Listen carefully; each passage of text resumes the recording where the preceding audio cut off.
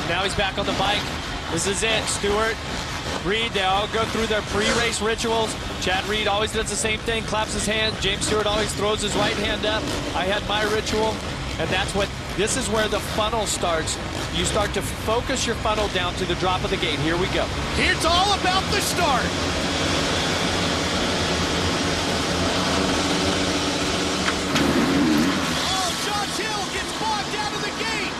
Who's going to get the start? Number 7, James Stewart. Of course, he's going to get the whole shot. Michael Lessie trying to come along with him. Brock Hepler on that number 60 Yamaha. Where's Reed? He's about 8 positions back. You can see him buried in the pack.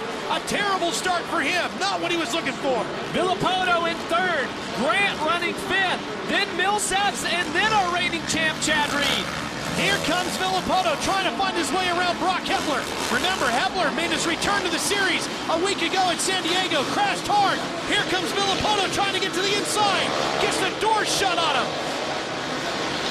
How about James Stewart? So focused out front. Nabbed the start once again.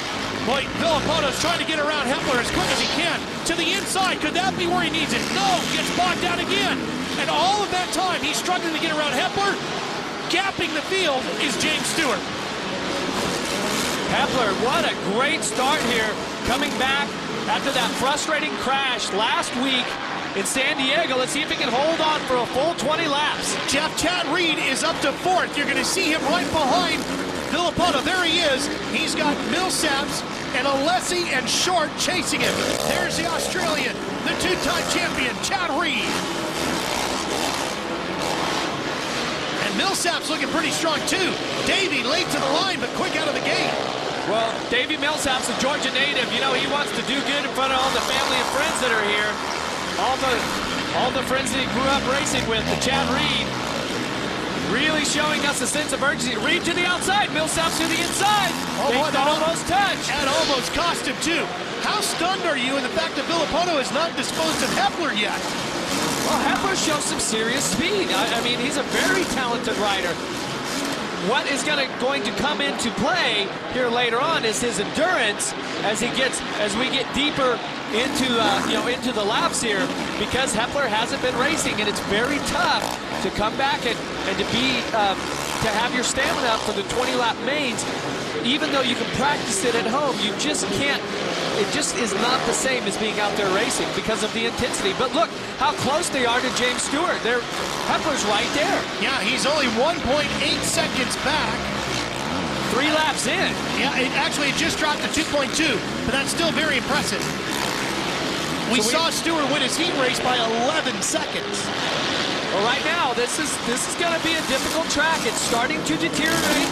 The whoops and the rhythm sections, which are so tricky, that's where they start to get rutted. See Chad Reed nailing the triple in the middle of this rhythm, but Chad Reed really excels through the whoops. This is where he has to pour it on and try to find a line past Villapoto. Reed closing in on Villapoto. Here he comes through the rhythm section. He's side by side, bar to bar with the number 2.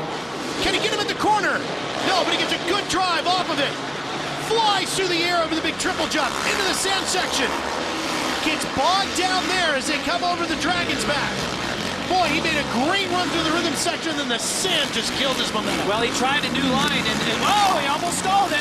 Reed almost goes down. That allows Davey Millsaps to apply some pressure. That is not what Chad Reed needs if he wants to retain the points lead leaving Atlanta. He needs first place. He needs to get past Stewart. Chad Reed said he loves racing in these football stadiums because those 180 corners, and he's right in the middle of a battle for a podium spot.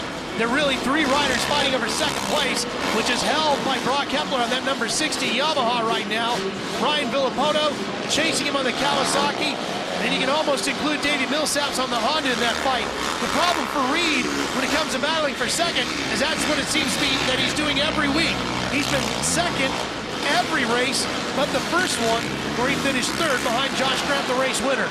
Well, and he was running second when he went down, when he hit the back of Stewart there, and both riders went down. But very impressive ride here for Brock Hepler.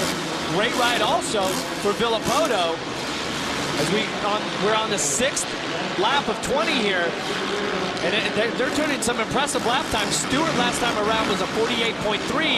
Hepler just second off. Boy, Villapoto really closed in through the whoops that time. Maybe we're starting to see that endurance level closing in for Hepler, because here comes Villapoto charging hard. Well, seeing Villapoto couldn't do that on-off. That's going to allow Reed actually to close right up on the back. You see this time, Reed just follows right in line, just gets a mouthful of that sand, but he doesn't lose much time as when he tried to, oh, and Reed almost jumps off the side of the finish line jump. So close. If he gets the back tire up on that tough block and it goes to the left, Reed is down. That would have been devastating towards his championship hopes. Villapoto trying to fight his way through, trying to get around Brock Hepler. Let's go back and watch what happened to Reed here, Jeff, and how close he came to a total disaster. And he was just out of the top of our screen real time, but watch here. Yellow biker number 1, he jumps. You see him put his right foot up because he knows he's too far to the right. Wow. I'm telling you, Ralph, that was so close. I mean, a millimeter to the left, and the rear wheel would have kicked out. Could have been disastrous for this night and possibly the championship, but got a little lucky right there. That's what Chad Reed has needed all throughout this championship, was to be a little luckier than what he's been. He's been solid, he's been fast, he's been strong. Well, as you watch him high above in our RoboCam from the ceiling of the Georgia Dome, Hepler, Villapoto, and Reed, 3-rider battle for second. Brock Hepler, named after the great Brock Glover, who's here tonight. A number of Supercross greats are in the house here tonight, of course. Even some of the Georgia natives, Billy Lyles, Keith Turpin, going way back there. Great to see those guys here attending. Johnny O'Mara's here. Yeah, John's here. Yeah, most of these guys are attending with their kids now, you know? And this fight for second continues, and it's a good one. Over the finish line jump, they're now 9.7 seconds behind Stewart, but the battle between these three is as tight as you can get, and Millsap's trying to make it a 4-way fight. Well, and you can see Brock Hepler really has the rhythm right now. Villapoto tries to get up the inside. Can Hepler? No! Hepler leaves the door open. And that's going to give Villapoto the look he was hoping for. He's right there with him. Can he finish him off the next corner? Yes, and Reed slides through as well. He'll take over third place. Listen to the crowd here in the Georgia Dome. They're liking this battle for second place. Now, can Villapoto and Reed try to click off some of the time between them and Stewart? Gonna be tough. Stewart is flying right now. 49-second lap time. Villapoto and Reed were at a 50, but they were also following Hepler, who was at a 50, so that lap around, Villapoto and Reed dipping down into the 49, but they're going to have to pick it up if they're going to catch our leader, James Stewart. They are 11 seconds behind James Stewart right now. There he is, James Stewart, going for his 7th win in a row. He has won every round this year except for the season opener in Anaheim. He was leading there when he got into a crash with Chad Reed. They were running 1 and 2 going into the whoop section. They got together. They both went down. Stewart was knocked out of the race. Reed continued to finish third.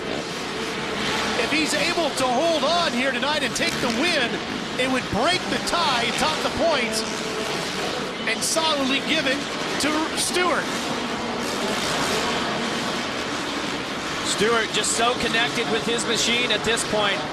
I talked about it last week, but he rides qualifying practice, he rides his heat. Now once again, he's riding the main on his terms, 100% of the day on his terms. What Chad Reed and the other riders have to do is try to stand in Stewart's way by taking him out of that. When Stewart starts first in the main event, first in his heats, it just allows him to get away. So, but look at the pressure Reed's putting on Villapoto. Well, and this is a great ride for Villapoto, who just, oh boy, big mistake there, Jeff. That could have cost him. Here comes Reed. He's got him. Jumps past him to take second place. And a rider down in front of him, the other end of the sand section. Here comes Villapoto back. Oh, that slow rider gets in the way of Reed. And it costs Reed the spot. Chad Reed works so hard to get past Villapoto, takes advantage of the mistake, and then a lapped rider gets in the way. Was that Matt Bonney? We'll take another look here as they come through the sand section. That's the Hart and Huntington. That's Adams. Yeah, it's and a 59. Yeah, and Adams tried to go to the right, which that was the right thing for him to do. But Chad Reed guessed right. Here he comes again. Reed back. Got the spot away. Boy, how quick he can turn. Chad Reed, he's on fire right now. He knows that he has to keep this championship close. He has to give it 110% every lap through. Now let's see if Chad Reed can make a dent in this points, or in this lead, which is 13.8 seconds that James Stewart has. 8 laps to go. Yamaha trying to go undefeated in this season. 8 races, 8 wins. Going back a little deeper. This is a fight between Hepler and Short over 4th. Brock Hepler in blue on the number 60 has the spot right now. Well, Hepler really has put in a great ride. He's been very solid right now, running 4th. Another Yamaha rider there, 33. Josh Grant riding for Gibbs Racing. They had a busload of people from the race shop down here supporting this team. Oh yeah, there's a bunch of them that made the trip down from Charlotte to come enjoy the Supercross competition and cheer on their teammates here tonight. Whoa, Grant! Big problem. What a shot from the overhead camera. Managed to keep it on 2 wheels there in the sand section. And that's what's so tricky about that. You have the sand and then the dragon's back and then more sand. So it's unstable. There's not traction. That's what makes it so tough for these riders to maneuver the bikes through. Grant trying to get himself back in the top 5. Remember, he's been in the top 5 each and every round except for San Diego. Right now, he's fighting over 6th with Millsaps. And look who's just behind Grant. Ivan Tedesco putting on another strong ride. Not quite the starts that he was throwing down earlier in this. Oh, here's Grant. He's going to get 6th away from Millsaps in the corner. Now he's got to go chase down Andrew Short. But look at Tedesco. He's going to get a position away from Millsaps, too. Ivan Tedesco, just an excellent piece of work there as he took advantage of Millsaps being pushed to the outside and just really followed right in behind Grant and took that inside line away from Millsaps. Millsaps was late getting to the line, Jeff. Looked maybe a little out of his game. Struggled to get there. Then got a great start. Now he's kind of dripping back a little bit. Here's Short and Hepler. This is a fight for 4th. Short to the inside. That'll give him the position. He's going to take it in front of the mechanics area. So now Hepler drops back to 5th, and that's right where Grant wants to be to get back on track in those top 5 finishes. Yeah, and this is a great ride for Hepler. He might have just got past, gave up 4th, but you got to remember where he's starting from this season. Coming off a couple of really bad injuries, a crash last week. A top 5 in the main event tonight for Hepler is going to be like a win.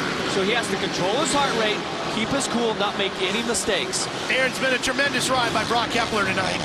Definitely a hard charge by Brock Hepler. He did have his x-rays and there was nothing broken and he wasn't able to ride at all this week. But the one thing that he did say to me is he is hoping and praying that this track that is known for getting so rutted won't get too rutted because it will affect his wrist. He said it still is pretty sore and it makes it very difficult to hold on, especially for 20 solid laps. But Jeffy looks very solid through those whoops. I mean, he really is able to keep his body position nice, straight.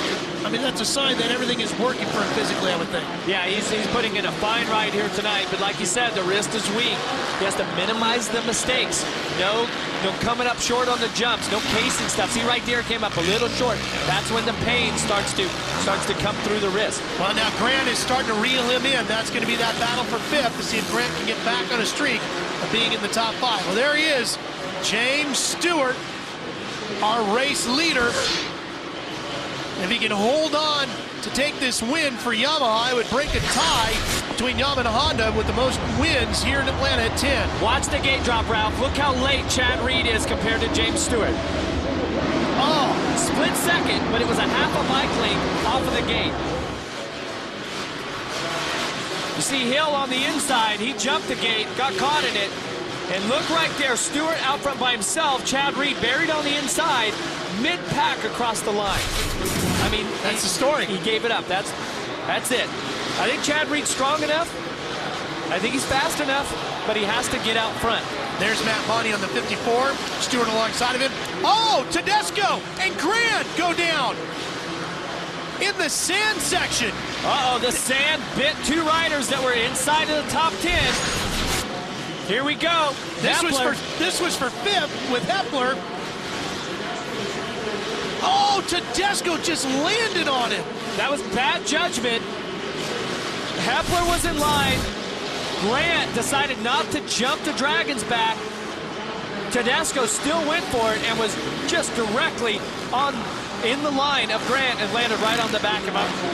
From this point, you would think that Ivan would have seen that he was right there in that line, but obviously he thought differently, and both riders outside of the top 10. Jeff, as we said before the start of the main, when James Stewart doesn't crash, he wins 100% of his main event to date. He's going for his 7th in a row, going for his 2nd championship. Can you think of an athlete in any other sport who's racking up the numbers like this man? Yeah, it's pretty tough, especially in an individual sport like this. Stewart has just excelled. And Tiger Woods doesn't win every golf tournament. No, definitely not. And that would be that would be who you would go to. Because it's an individual type sport. So right now, James Stewart showing that he definitely has the skill. He's done the work. He's made a switch to Yamaha. It has been the right switch for him. The team obviously giving him a great machine, and everything's clicking, bottom line. Final lap. James said, I'm used to a lot of people saying things about me, and that's okay. He said, but what really made me mad this year was when people after Anaheim said my team isn't any good, the San Manuel team. He said that really made him mad, and he's on a mission to prove to everybody that this San Manuel Yamaha crew is one of the best in the business under the leadership of Larry Brooks. There's no question about it. They dialed this bike in for James. It wasn't perfect at the beginning of the year. It's pretty darn good right now, and James Stewart is without question the best in the business. His 32nd AMA career Supercross victory. James Stewart takes sole possession of the points lead.